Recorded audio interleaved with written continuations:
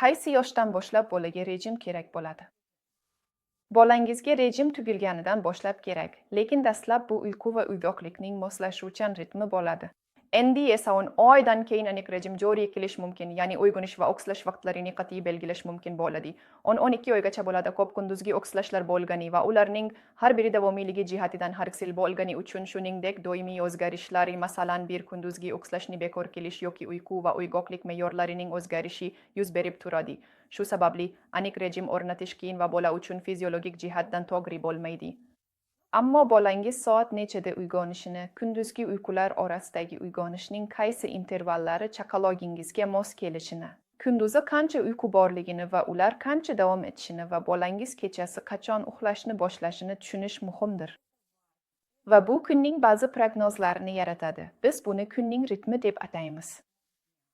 Ushbu bashoratlilikning mavjudligi bolaning asab tizimining ortiqcha kuchlanishsiz to'liq ishlashini ta'minlaydi. Shuning uchun tananing to'liq rivojlanishi uchun yetarli resurslar mavjud. Ommabop e'tiqoddan farqli o'laroq, har bir bolaga mos keladigan yoshga oid universal tartiblar mavjud emas. Har bir chaqaloq noyob va o'ziga xos xususiyatlarga ega. Va mutlaqo har bir bolaning o'ziga xos uyqu va uyg'onish normasi bor.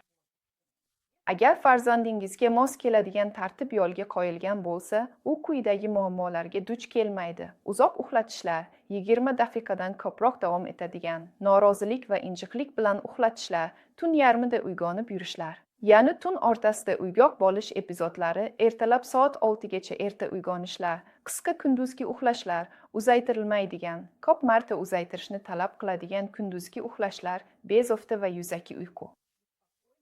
Agar sizda yuqorida sanab o'tilgan muammolardan hech bo'lmaganda bittasi bo'lsa, uni tartibni to'g'rilash yordamida osonlikcha hal qilish mumkin.